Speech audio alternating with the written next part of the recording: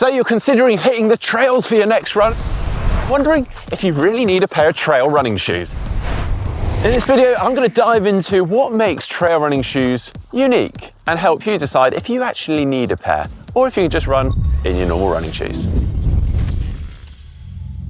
Now, if you've pretty much done all your running on the roads, on pavements, on sidewalks, then you've probably never even considered trail running shoes before. And much like you can take a road bike off-road, you'll get far more satisfaction and enjoyment if you were to use a mountain bike. And the same applies for running. You could take your road running shoes off-road, but you'll enjoy it far more with the right shoe for the job. Now, trail running shoes are specifically designed for running on an even and rough terrain, unlike road running shoes, which are literally optimized for running on smooth surfaces. So let's break down the key features of trail running shoes and see if they're worth the investment. First up, the outsole. Now, typically trail running shoes have a more aggressive tread pattern when compared to road running shoes, and that's to provide grip when running on loose or uneven surfaces like gravel, mud, or even wet rocks. And the tread pattern and the materials used are there to hopefully prevent slipping and offer a bit more stability on those uneven surfaces, which hopefully will make trail running a lot more fun and a bit more confidence inspiring, knowing you're not going to suddenly slip or lose traction when running on those uneven surfaces. But not all trails are the same, and therefore shoes are designed for different types of trails and conditions. So these lugs on the bottom will typically change in sort of size and depth. Now, the smaller lugs, the little bumps you might find 2 or 3 mil in depth, are probably more suited to drier trails, hard packed kind of gravel trails, which are smoother and don't need so much grip to get that traction.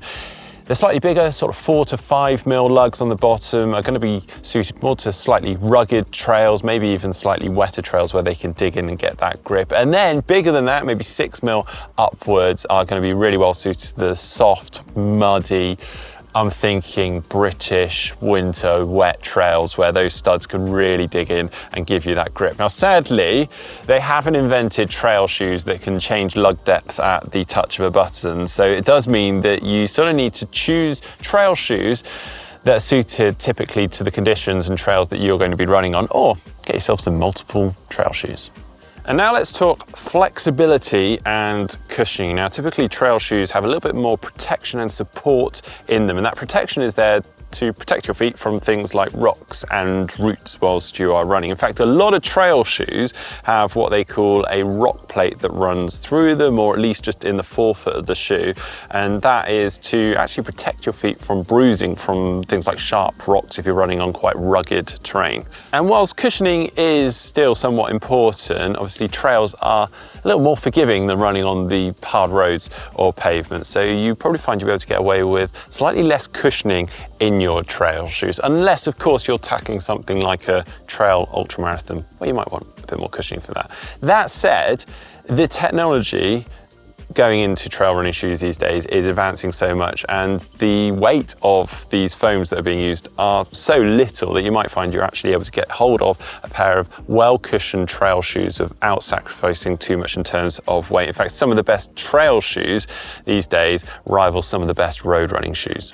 You may also notice that some trail running shoes come with water-resistant or waterproof features, which might sound like a great idea, but before you rush ahead and grab those, let's discuss that a little bit. Now, if you are running in the rain, that rain is going to be hitting your legs, running down your legs and in through the top of the shoe, so your feet are still going to get wet. And if it's really raining and there's lots of big puddles, maybe more than an inch or two, and you go through those puddles, you're going to be splashing that water up, over, in through the top of the shoes, and because of the waterproofing features, that water's going to stay in the shoes, and then before you know it, you're running off with half the puddle in your shoes. And also, because of that waterproofing features, you're sacrificing some of the breathability of the shoes. Not so great in that instance. The only couple of instances where it really does work is perhaps if you're just running through wet grass and the water is just going to be hitting the upper of the shoe, therefore keeping your feet nice and dry. Or if you're running in snowy conditions where actually that waterproofing, weatherproofing features are actually going to keep the feet drier and also warmer. There are also options like gaiters, but as we're only just considering trail running shoes, let's not jump the gun, hey?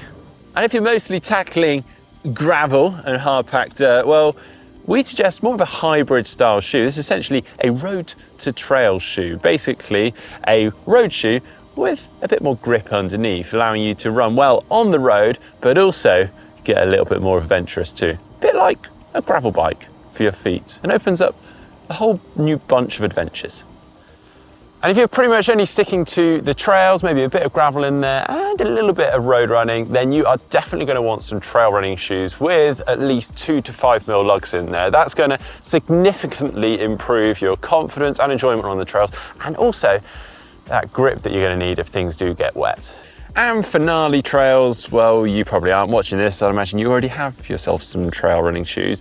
But from experience, definitely going to want some good lugs on there for grip. And then it's probably going to take a bit of trial and error actually to find the right shoes for the type of terrain and trails that you're typically going to be running on, because from experience, some lend themselves to some trails and not so well to others. But I hope today's guide has helped you decide as to whether you need trail running shoes at all and which sort you might need. And if you've got any experience, then please do share that in the comment section down below. And as always, if you enjoyed today's video, please give it a thumbs up, give it a like, and don't forget to subscribe. See you next time.